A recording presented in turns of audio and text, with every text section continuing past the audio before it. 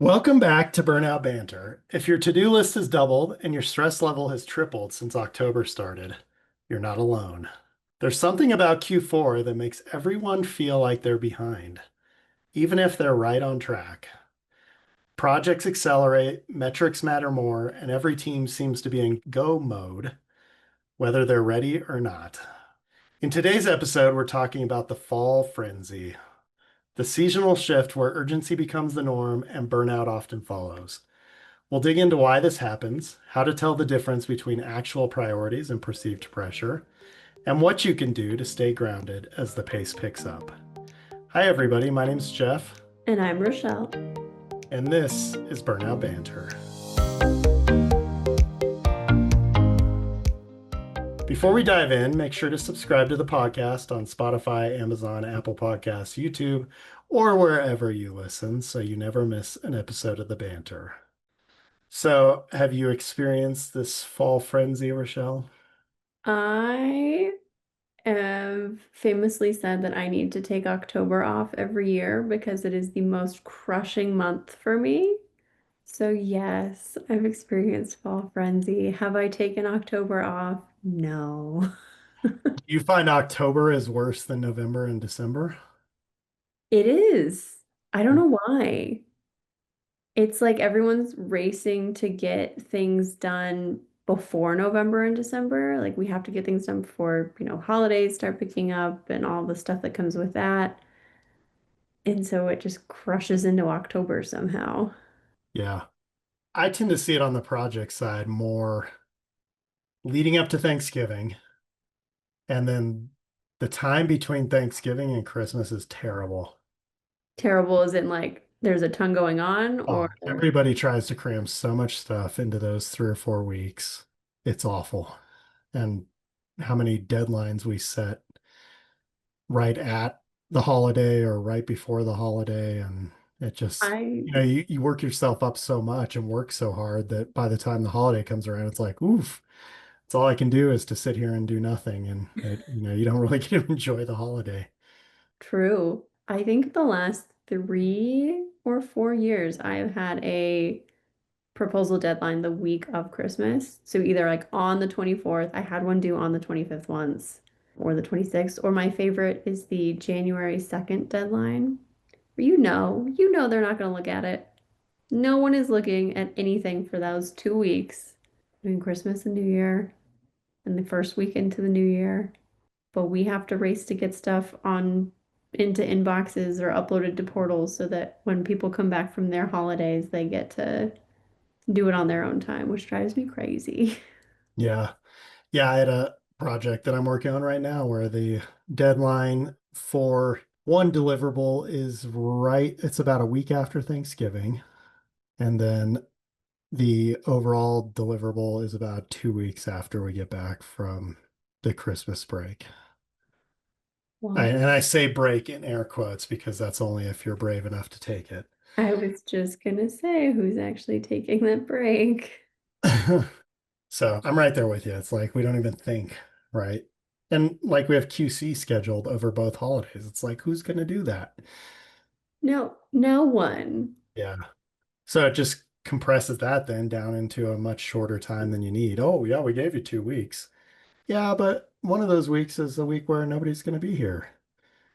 Thank you so much. You're very kind to give us Yeah. that week. Yeah.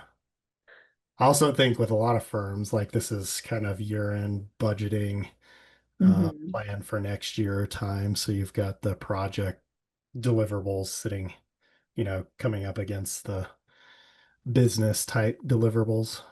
Right, right. It's time to take a look at all the metrics, see how we're delivering, start planning for next year. I think that's part of what piles up on marketing. We're trying to close out this year while also starting to look ahead of Yeah, next year. I agree with that. Have you ever worked for somebody who makes it seem more urgent than it is in this time of year? Yes, but I think my issue with the people I've worked with in the past has always been that they haven't found anything to be urgent. They see those 2 weeks as like, oh, we have 2 whole weeks to get this thing done. And they don't take into account the fact that one of those weeks is a holiday and nobody's going to be around or they're not going to be around, so they don't factor in the urgency. I feel like I have the opposite problem. I was just going to ask if you were the one, if you were going to take yourself to task for creating the urgency. I should. It is me. It is going to be me. If anyone's going to create urgency, it's going to be me looking at the calendar going, oh my gosh, we can't get this done. We have to do this now. Yeah. So what Yeah. do you think creates that urgency or that, whether it's real or not? Ooh, that's a great question. I feel like it's like a result of overwhelm. I don't know. I think we just have so many things on our plate that we switch from like thinking about things strategically to almost survival mode. Like we just have to get this done. We just have to get this out the door, on to the next thing, on to the next thing. And so that creates this like crazy sense of urgency. Yeah. I don't know. What do you think? I think, and this is kind of silly, right? Because just because the calendar ends doesn't mean like we've magically run out of time. But I think the fact that we all get so worked up about like, oh, I'm going to get all this stuff done this year. And we're now like in the time where it's like, ooh, maybe I'm not going to get all this stuff done this year. And I'm running out of time to get it done, but I still want to. And so I think as much as like time is a big thing for most of us throughout the year, I think it becomes like hyper, I want to say magnetized, but that's not the right word. I'm thinking about Magnified. magnified. That's it. Thank you very much. I got you. I'm here. A little brain moment there. Because of the frenzy pressing in on you. So yeah, it's just everything gets magnified at this time of the year, and we perceive the lack of time as a threat. And our response to that is to become more frenzied and have everything become urgent all at once so that we can try to get as much done by the time the calendar ends as we can, even though like January 1st is just another day.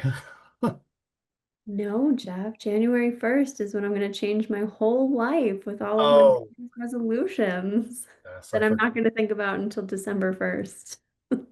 Yeah, and I think the other thing, right, is it becomes more important to like just check the box and say I did it than it Yeah, necessarily does to like do a good job.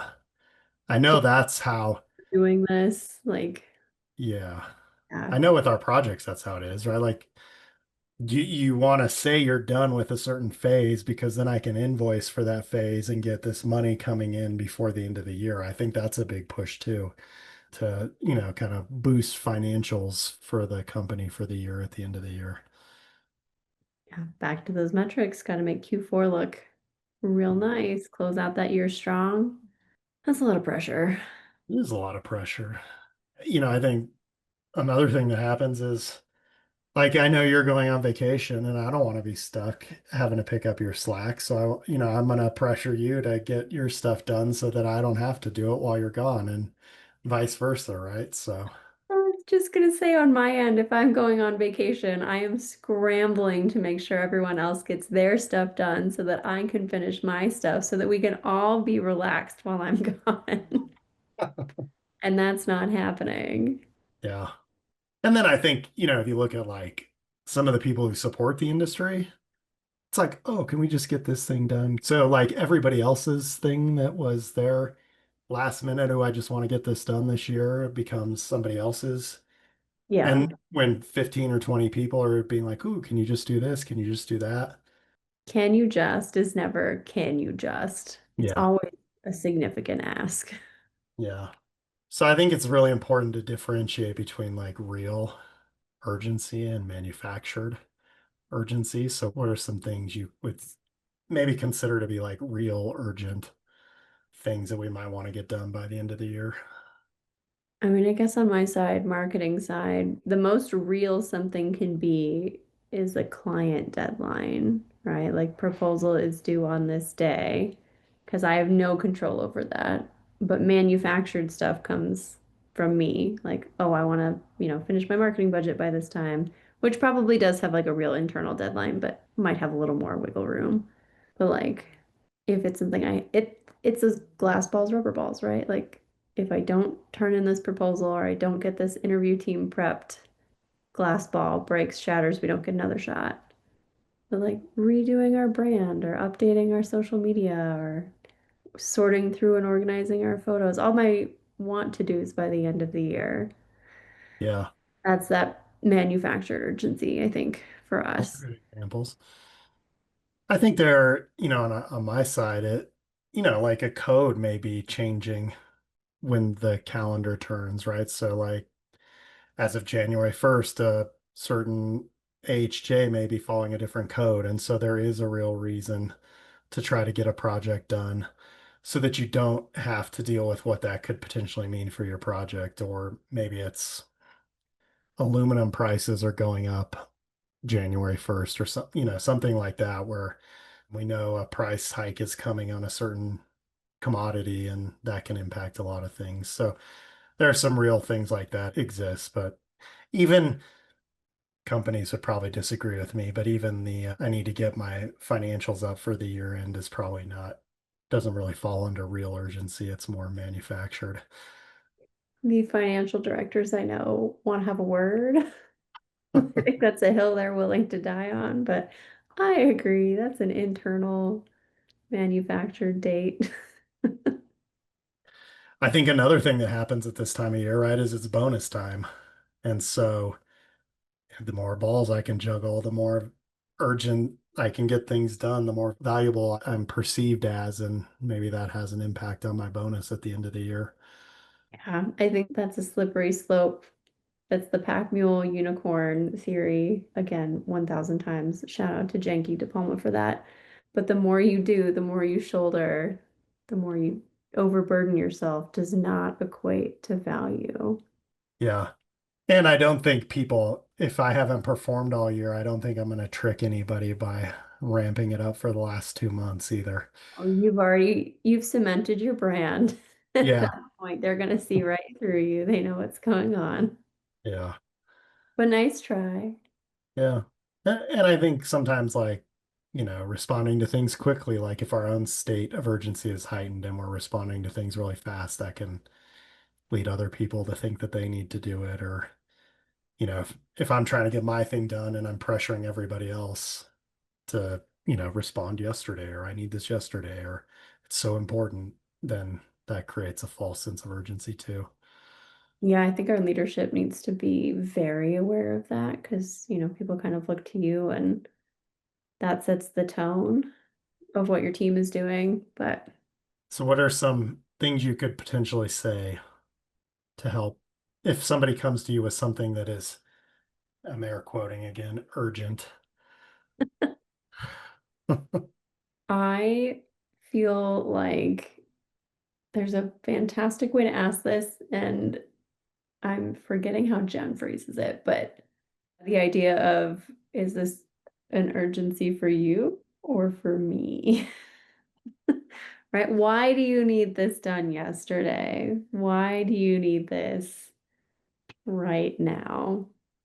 I always Oh, ask for marketing, like, when is the client deadline? Can you give me more information on this so that I can prioritize myself instead of it being dictated to me? yeah, I mean, asking what the consequence is if it doesn't get done Yeah. immediately. Yeah, if I don't get you that resume in the next 2 hours, are we like, is the world gonna end? Am I getting fired? Is it actually okay? Because we don't need it until Monday. You were just trying to knock things out. Yeah, Very different situations. yeah, for sure. So, can you think of anything where it's like escalated super fast, but it really wasn't that important? That's Or every didn't need marketing request ever, Jeff. every marketing request ever? Okay. Man, that was a loaded question. I just set you up to knock that one down. I wish we did video so you could see Jeff's face as he's asking this question and seeing my face be like, really? Is this what you're asking me?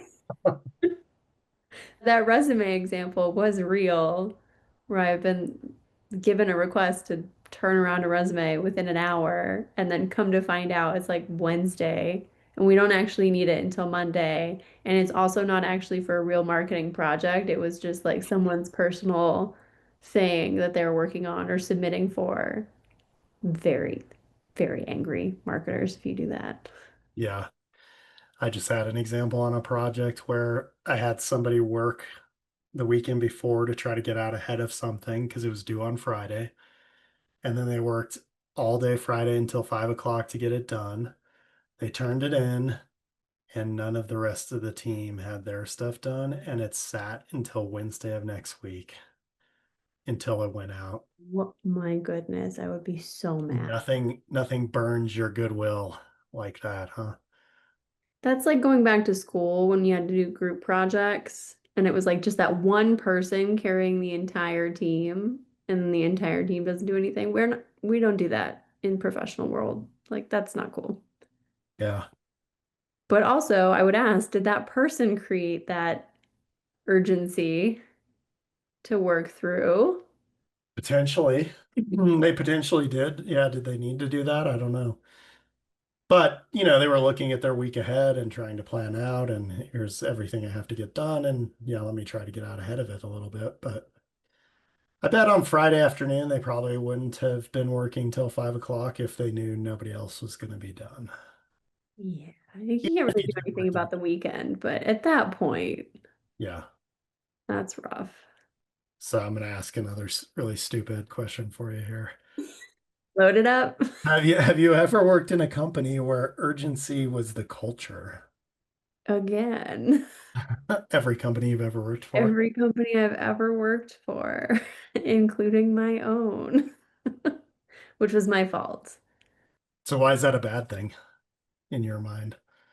I mean, And when you're how's it? constantly in urgency mode, like when everything is on fire all the time, then you're just jumping from one fire to the next, and you don't get any breathing room, and you start to feel like you're not doing quality work anymore. Like you're just kind of a machine churning proposals out or interviews out or collateral out, and it all starts to blur together.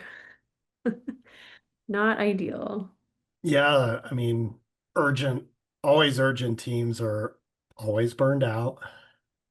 Yes. They create a lot of mistakes. There's a lot of errors that are happening because you're going too fast. Yeah.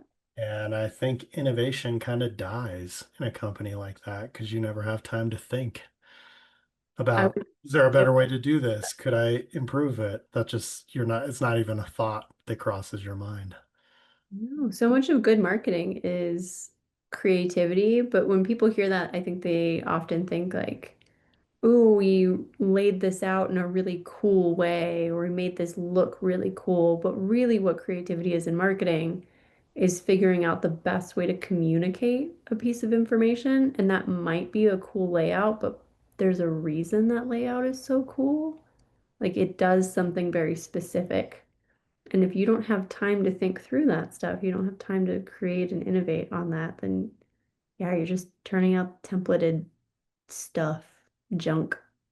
And nobody wants to do that. Nobody's proud of that. Ugh. Yeah, on the project side, you end up, like you may have a solution that works through just, kind of plowing your way through design, but was there a better solution that would have worked better for the client that would have cost less? All those things get kind of abandoned when you're under pressure and just rushing to get something done. You don't think, you just do. And I think a lot of what we do in this industry is about thinking and having that reflective time. I mean, creative architectural buildings didn't come out of somebody just plowing through it and trying to hit a deadline, right? They actually had time to think and come up with something creative to do. Right? I sometimes wonder how like Frank Lloyd Wright or Gary or whoever, like, would they have handled modern day pressures and urgencies and pace? Probably Yeah. not. Yeah, there's also a lot of blame that shows up, right? When we're in that kind of a culture and we don't trust our coworkers, our teammates. Uh, Leadership starts yeah, making bad decisions. You don't trust them either. yeah. High performers tend to probably internalize that sense of panic. Guilty. Quieter team members might disengage from it. Guilty. And I think when newer, younger people come into a company or, and see that culture, it's like, oh, being busy is what my value is. And that's what they're shooting for, not knowing that there could potentially be a different way. Guilty. Guilty. Yep. Yep. But that's why we have this podcast, because we've both seen the light and we're trying to stop that. We sure are. So, how do we reset that? How do we get out of this fall frenzy? That's what everybody wants to know from us, Rochelle. What? No, they just want to hear us bantering. I think we have to sort through all of the things that are on our plate, right? And figure out what is actually urgent. Like, again, glass balls, rubber balls. What has to be addressed right now? What is truly time sensitive? What is, maybe just obnoxious? Someone in the room yelling the loudest about their ask is maybe not the most urgent ask. They're just the loudest ask. And we need to figure out what that is. We also need to understand, like, is this something for me that I personally need to handle, or is this somebody else's emergency? Like, what is that phrase? An emergency on your part doesn't constitute, or lack of planning on your part doesn't constitute an emergency on mine. That doesn't create an emergency on mine. Yeah. Yeah. So we have to figure that out too. That's the starting point, I think. Yeah, I think so. I think if you have 100 urgent or very important things, then really nothing is urgent or important. I had a situation happen last week where two people thought their stuff was highly urgent and important, Uh-oh. and we were stuck in the crossfire of that thing. And I think both things were important. Were they as important as each other was making them out to be? Probably not. And, when we're stuck in that mode that this is the most important thing, then there's no room for compromise. There's no room to find a solution that works for both parties. And that was kind of what we found ourselves in, and had to use some stern words to work through that. What are the words to use in that Yeah, I case? mean, just said like, look, it looks like, in my opinion, both of these things, both of these projects are highly important. They're both very important clients. And we only have two people who can address who you're asking to be in multiple places at the same time. They can't do it. So, what can we figure out so that everybody's taken care of? And, some sacrifices are going to have to be made on both sides. That was very diplomatic. And there was some of calling people out where I had to kind of say that that was not okay. Good. I expect nothing less from you, actually. Yeah. Yeah. We'll leave it at that. That's fine. We won't out you here for being mean. Yes, I think there's some things we can do, right? We can audit our tasks to see what really is urgent and whether that we can do that on our own or with other people. Maybe we might need more people than just ourselves. And one thing I said to those two people is, why don't you two talk and see if What? you can figure out, like, if somebody can come to me and be like, yeah, well, I talked to this person, it's really not that important. Great. That solves the whole thing. But we have to talk to each other and figure out what really is most important. Communication Yeah. usually solves most problems. Yeah. you know, yeah, communication, right? Can we clarify the actual deadline on this? I'm happy to jump in. Are there any critical pieces I should focus on first? Uh-huh. I like it. I want to support this, but let's make sure that we're aligned on our other priorities this quarter. Also love that. Yeah, I can't Getting do review everything. needs to take I'm note of that happy to one. I'm happy to reprioritize this, but what are we going to deprioritize in order to make that happen? Yeah, happy to get you that resume this afternoon, but that means I can't work on your proposal this afternoon. So which one do you want? Yeah. And I think as leaders, right, like don't model the crazy, urgent, frenzied behavior. No shouting, I need this now. I needed this yesterday. You did not, or you would have asked for it yesterday. Maybe We going we can even down. praise calm, right? Like point out the people who are being calm, who are not frenzied, that are modeling the positive behavior. Perfect. I think there's some things we can do as a team Let's have a meeting once a week and decide what's urgent, what's not urgent. Even huddling at the end of the day, to prepare for tomorrow. Okay, this is what we said was most urgent or the highest priority today. This is what we got done. What's the highest priority for tomorrow? I really like that one for teams that feel overwhelmed because I think Yeah. that daily touch base is a really nice way to say, like, this is what we've gotten through, this is where we need to go, this is the priority. I like that one a lot. Yeah, I have a friend who's a takeover CEO, so he gets brought in when things are not going well in companies. The companies are about to fail. And that is the first thing he does everywhere he goes is a daily stand up. What is your plan for today? What did you get done yesterday? Are there any things in your way of getting done what you need to today? Perfect. I love that. Yeah. So what's one thing you've been treating as urgent, Rochelle, that might not be? All of the things I do are urgent, Jeff, Says Rochelle the boss.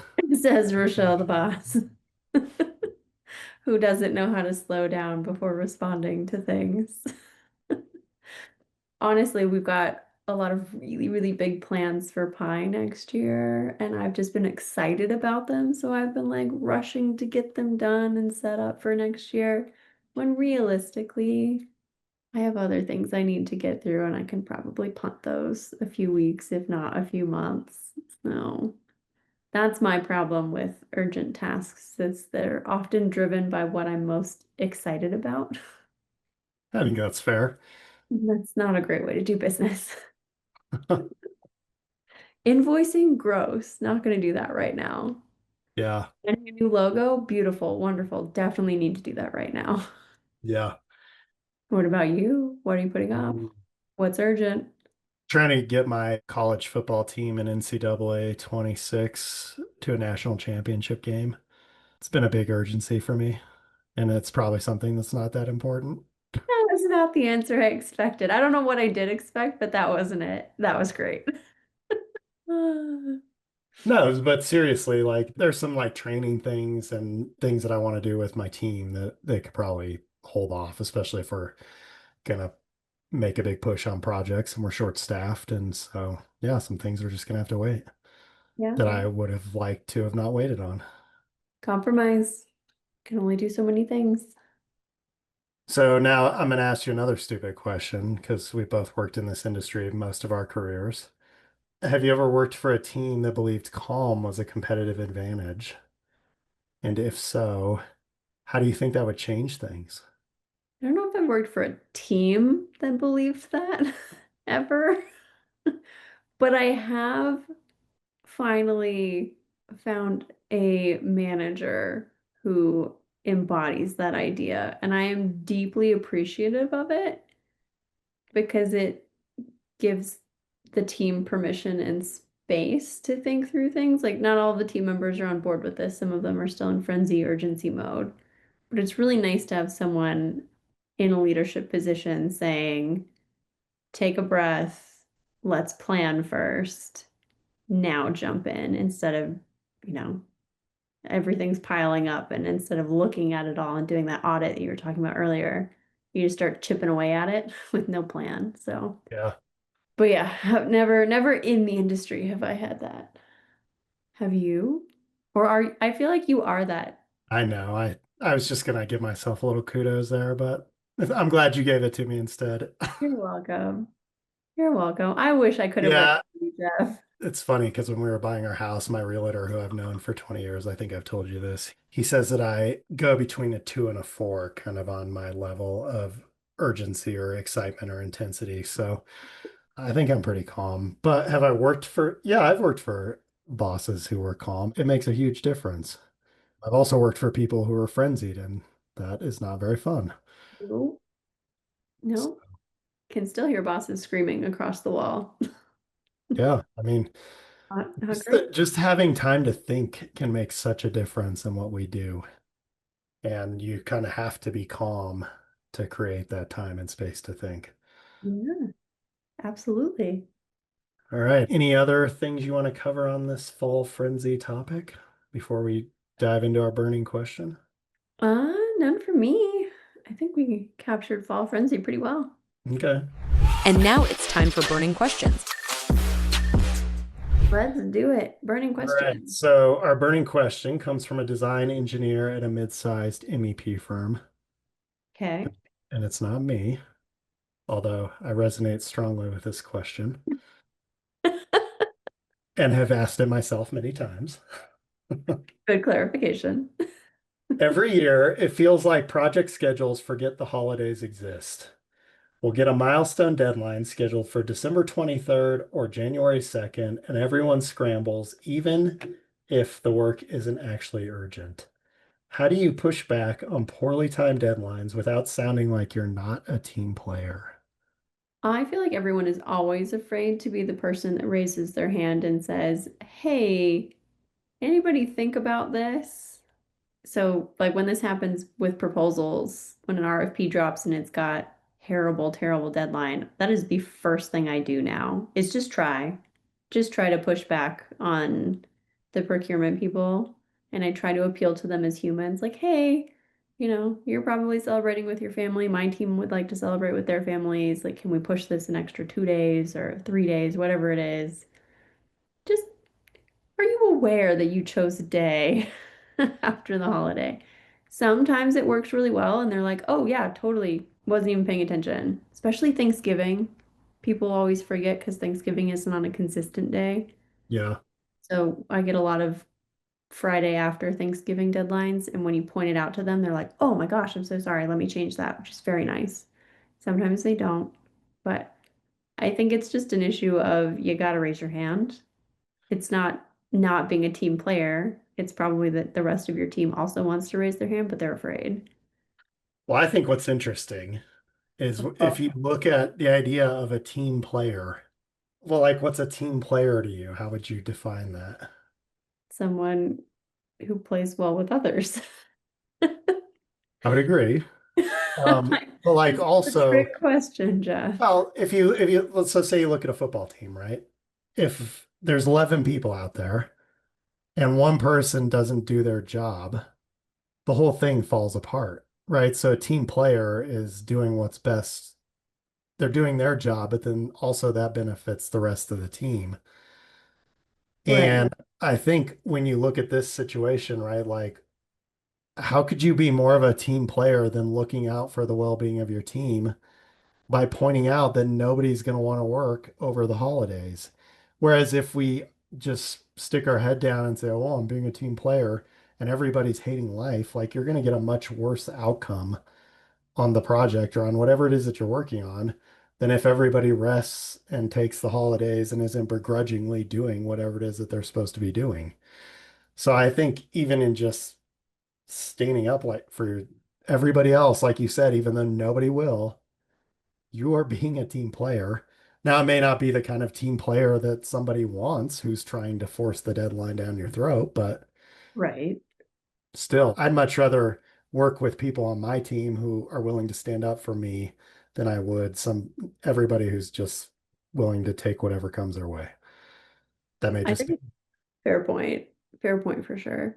I think I was afraid where you were going with that was it sounds like this person might have been saying they want to push back, not vocally, but just push back as in like, well, it's not actually urgent, so I'm not going to do my part until it actually needs to be done. That wouldn't be team player. No, for sure. Not But do that. yeah, but saying like, hey, do we actually want to commit to this team? Because I I would agree. like to spend time with my family team. Wouldn't you like to spend time with your family team? Yes, team. Yes, I would. And like you said, right? You're not always going to get your way, No, but you're definitely not going to get it if you don't try. but you're not being a team player by raising your hand and trying to stand up for everybody, whether you get it or not. Agreed. And if you don't get it, then yeah, you may have to buckle down, and that's when, I guess you can decide if you want to be a team player or not and keep your job there. But Different question. yeah.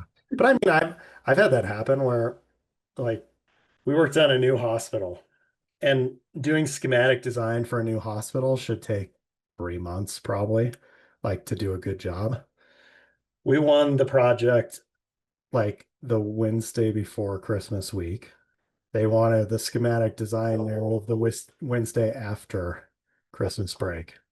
And everybody just did it, even though our office was supposed to be closed. I'm sorry, that's 3 months of work in 2 weeks over the holiday. Yeah, that's Is what that they right? planned Okay. for. Okay, just making sure. Yeah. Insane. So yeah, sometimes it happens, but then right, I would look at that as okay, I get that my team just gave up their week off. What am I going to do to make that up to them? Right? Yeah, Get absolutely. this next week off afterwards or whatever, right? Like you just sacrificed for us, so I got to make it right. Yeah, what is the balance on this for sure? Yeah. I I just don't know that that happened. So like that. I did not volunteer to work on that project. Did you get voluntold to work on that project? Okay. No. So did we answer their question, do you think? I think we did. All If we right. didn't, they can email us. Would love to continue this conversation. They sure can. So if you have a burning question, we'd love to hear from you. If there's something you've been wrestling with at work, whether it's burnout, boundaries, bizarre end of the year deadlines, you just want somebody to vent to, you can send your burning question to us at burnoutbanter@gmail.com and you might just hear it featured in an upcoming episode. If you like what you're hearing, be sure to follow or subscribe on your favorite platform, Amazon, Spotify, Apple, YouTube, wherever you tune in, so you're always up to date with the latest banter, tools, and truths about burnout in the AC industry. And if you need help at an organizational level, if your team's feeling the heat, they're very frenzied, we're here to help.